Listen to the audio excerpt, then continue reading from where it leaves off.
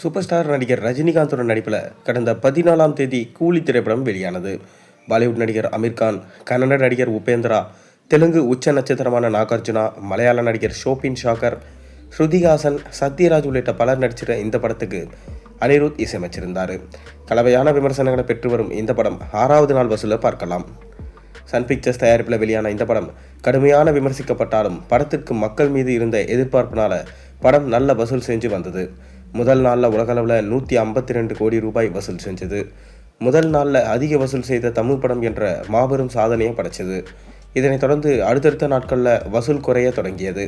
கடந்த 4 நாட்களில் 404 கோடி ரூபாய் வசூல் செஞ்சிருப்பதா படக்குழு அதிகாரப்பூர்வமாக அறிவித்தாங்க.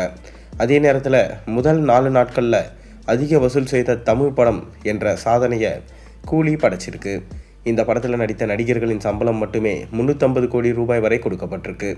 அதோடு படத்திற்கான செலவு, விளம்பர செலவு என கூலி படத்திற்கு மட்டும் ரூபாய் 600 கோடி செலவாகி உள்ளதாக சொல்லப்படுது. கூலி திரைப்படம் 6வது நாளான நேற்று 9.50 கோடியை மட்டுமே வசூலிச்சிருக்கு. அதற்கு முந்தைய நாளான திங்கட்கிழமை படம் 12 கோடியாக வசூலிச்சிருந்தது.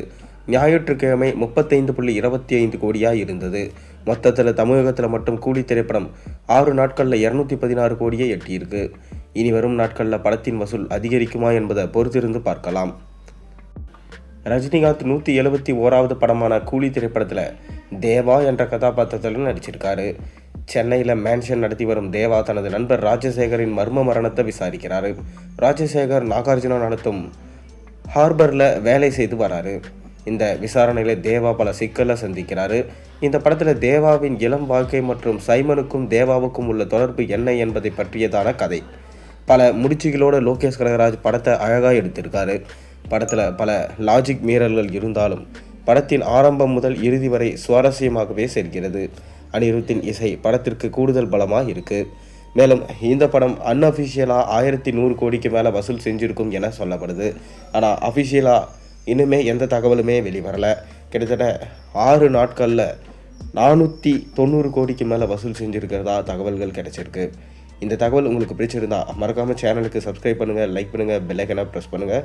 உங்கள் கருத்துக்களை மறக்காமல் கீழே கமெண்ட்டில் சொல்லுங்கள்.